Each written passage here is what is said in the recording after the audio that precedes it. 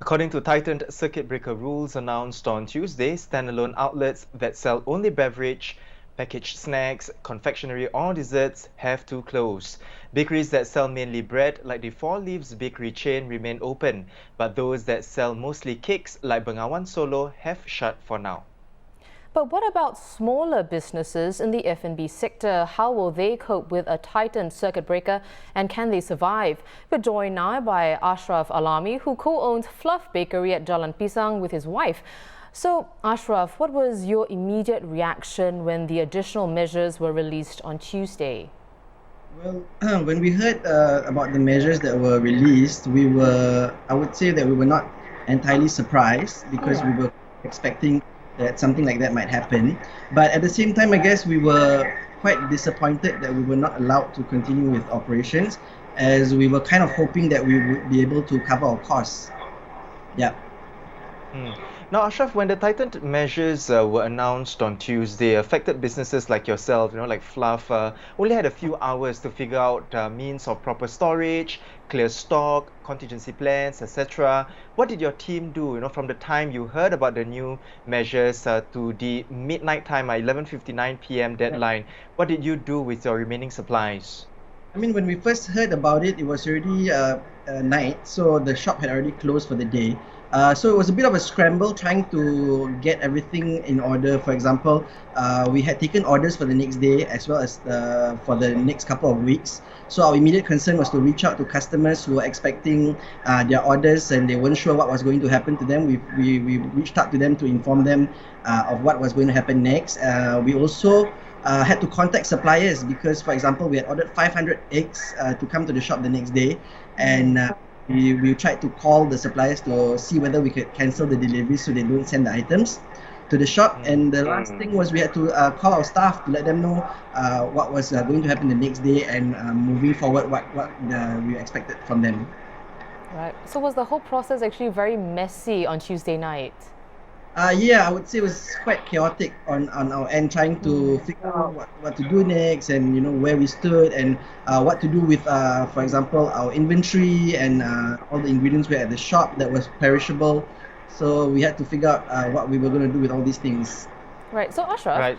how was Fluff operating during the first 2 weeks of the circuit breaker? Did the new measures drastically change your business? Well, I mean, during the first 2 weeks of the circuit breaker, there were a lot of instructions that was coming out on certain things that we had to comply with. For example, with the safety distancing, we had to put the lines on the ground to ensure that customers maintain a safe distance from each other. We put hand sanitizers in the shop for customers to sanitize their hands. We ensured that the staff were wearing masks to minimize any potential infection that they might get and stuff like that. So we did implement some of the measures that was advised by the government at the shop itself.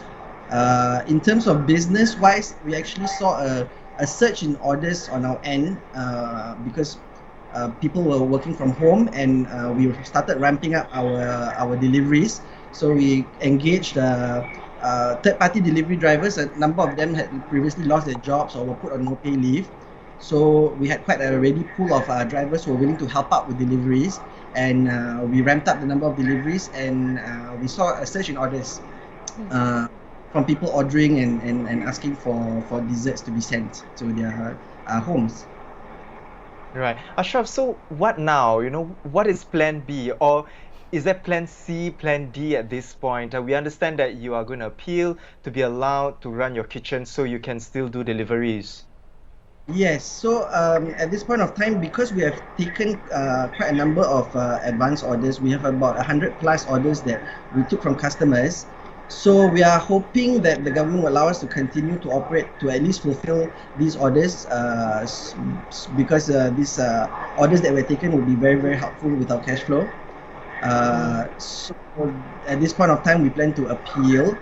Failing which, if it is not approved, then I'm not sure what else we can do actually, to be honest. Oh, so worst case scenario, your appeal isn't successful.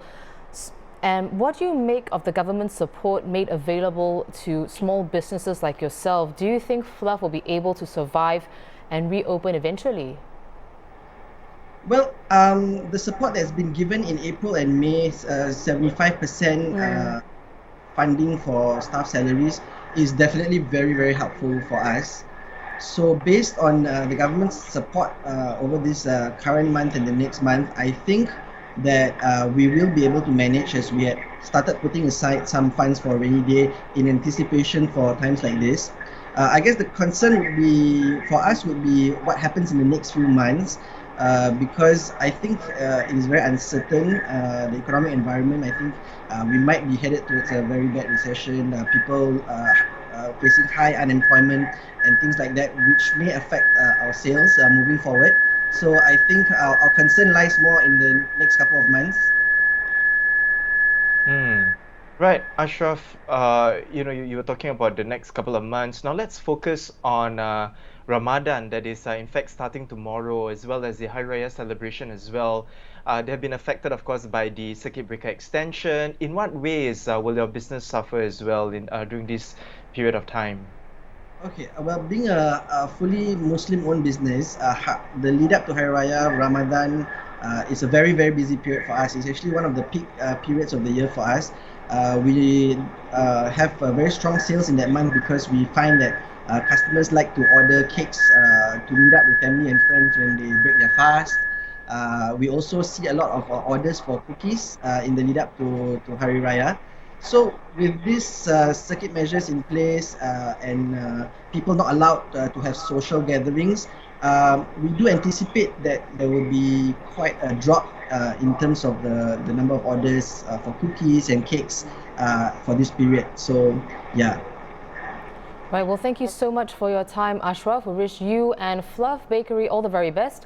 That was Ashraf Alami, owner of Fluff Bakery at Jalan Pisang, and he's one of the many small business owners hit by the stricter circuit breaker measures.